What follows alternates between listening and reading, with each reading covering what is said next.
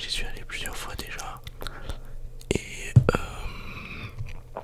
je l'ai récupéré, vous savez, dans les souks. Je sais pas si vous savez ce que c'est qu'un souk. Mais un souk, en fait, c'est un lieu où des marchés s'établissent.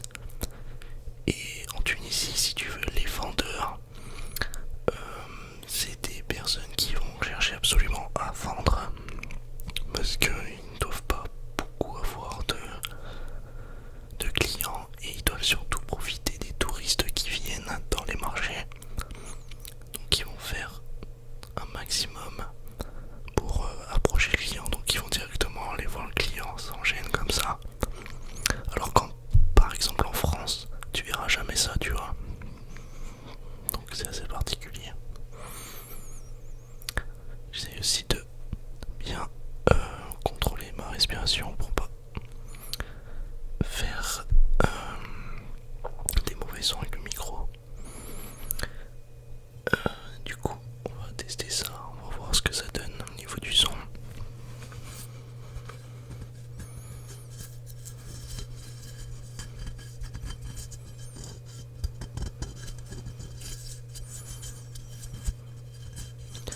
Bien sûr, dans les souks ils vendent plein de types de choses. En Tunisie, tu peux avoir par exemple ce qui est très classique, des petits porte-clés. Donc tu as des petits porte-clés un peu fait maison. Tu peux trouver des choses du style des tambours, du style dans la musique, tu vois, un petit peu. Tu peux trouver aussi beaucoup de chicha. Ils vendent beaucoup de chicha, j'ai remarqué. À un moment j'étais dans une partie du souk. Donc je sais plus si c'était à Tunis même. Non, c'était pas à Tunis même. Ça devait être vers une ville qui s'appelait Émourouge, tu vois. Et dedans, t'avais une partie où un mec il vendait que des chichas. Donc c'était assez drôle. Mais assez particulier quand même.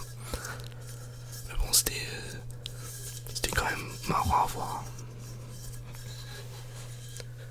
Surtout que tu vois pas ça en France du tout. C'est très rare.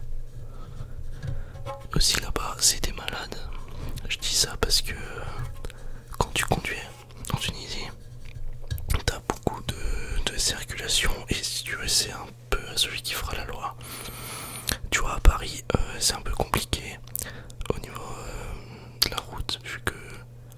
Mais c'est celui qui s'impose le plus qui passe en premier.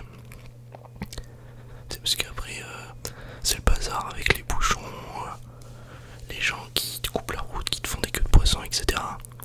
Et en Tunisie, quand t'es sur l'autoroute ou sur des grosses nationales, ils n'hésitent pas à doubler par la bande d'arrêt d'urgence ou des dingueries comme ça, tu vois.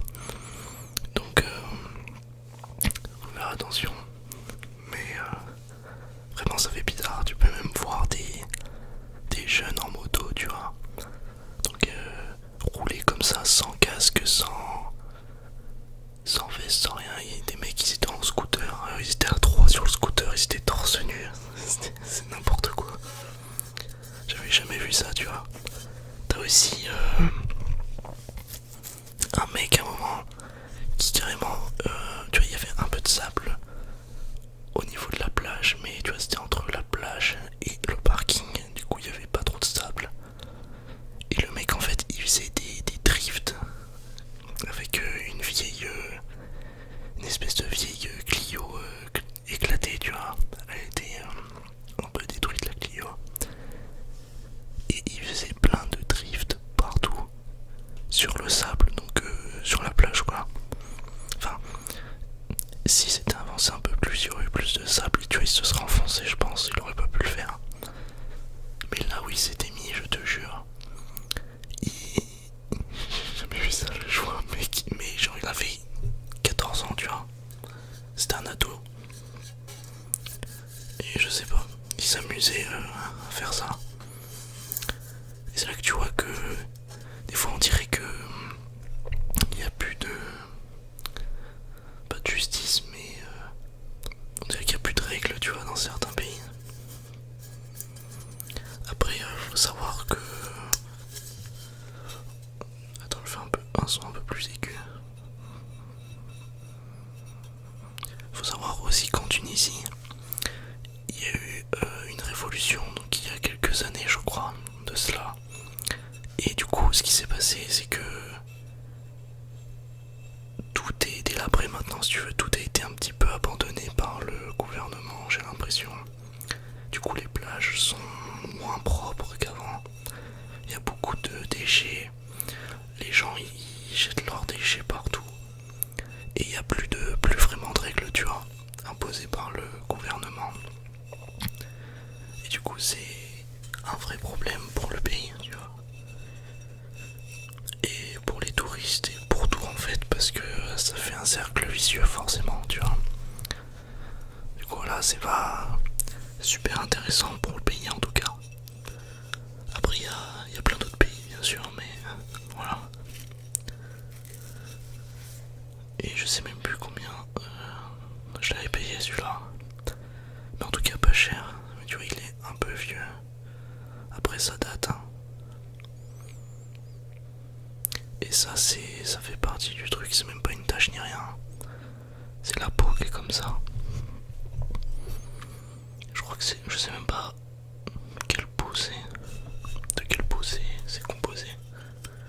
J'ai pas pensé à demander.